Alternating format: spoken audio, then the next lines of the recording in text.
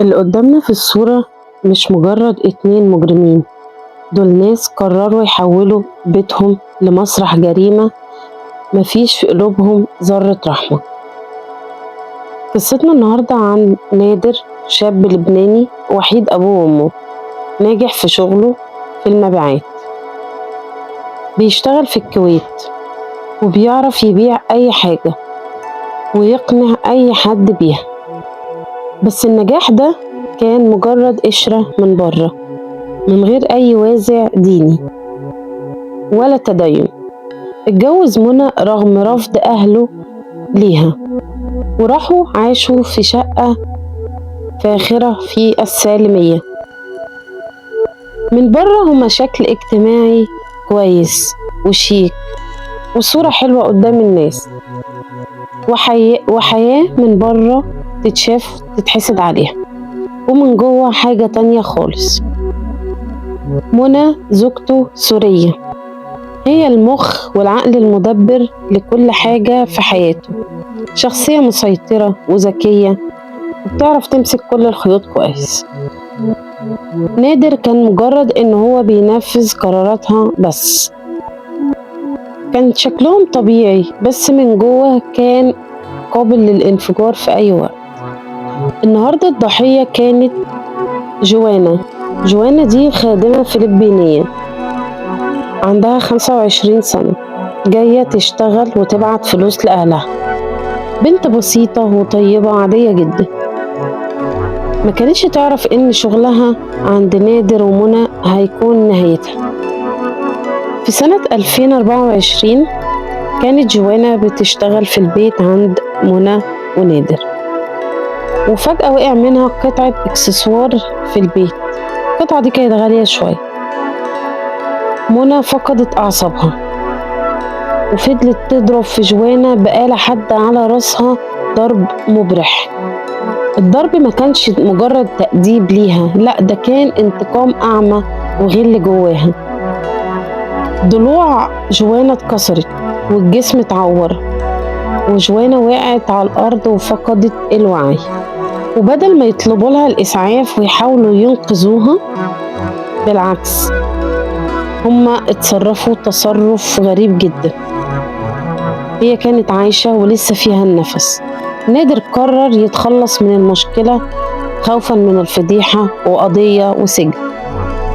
ربطوا ايدها ورجلها وهي لسه عايشة وحطوها جوه الديب فريزر. الفريزر كان أصغر من حجمها، طبقوها وزي وضعية الجنين عشان تدخل ويقفلوا عليها.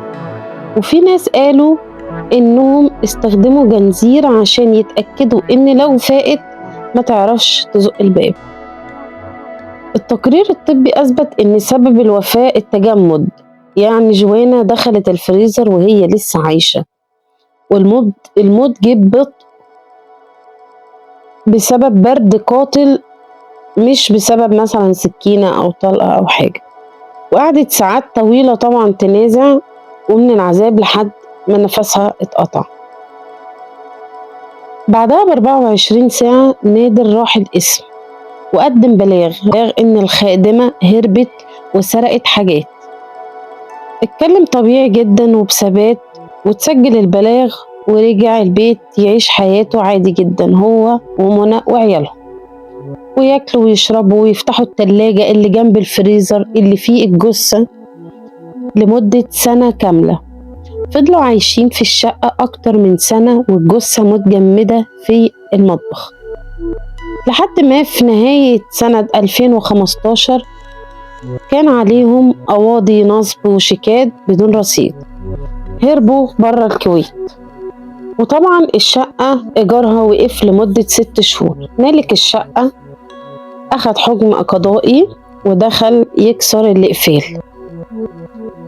هما كانوا حاطين إقفال كتيرة جدا على باب الشقة. لما دخلوا بيفتحوا الفريزر لقيوا الجثة المتجمدة في الفريزر. طبعا اتصلوا بالشرطة وجات رفعت البصمات واتأكدوا ان الجثة دي جثة جوانا اللي كان متبلغ انها هربت. القضية في وقتها قلبت أزمة كبيرة دبلوماسية بين الكويت والفلبين، وحصل مشاكل بين البلدين وقتها كبيرة جدا، لدرجة إن الفلبين كانت عايزة تسحب العمال بتوعها من الكويت نهائيا، لحد ما تمت محاكمتهم غيابيا في الكويت وكان الحكم بالإعدام. وبعد فترة اتقبض على نادر في سوريا وترحل لبنان، ومنى اتقبض عليها برضه في سوريا لكن تم محاكمتها في بلدها سوريا سنة 2018.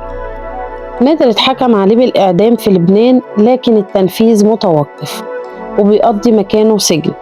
أما منى اتحكم عليها في سوريا وصدر ضدها حكم بالأشغال الشاقة لمدة 15 سنة. وطبعا فرق كبير جدا بين الإحكام على نفس الجريمة.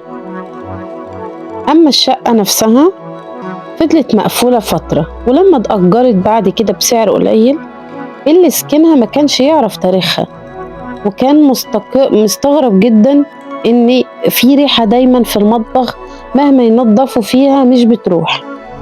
لحد ما في يوم كان بيحلق والحلاق قاله إن هو ساكن في شقة جثة الفريزر، ولما الراجل عرف القصة ساب الشقة فورا ومشي.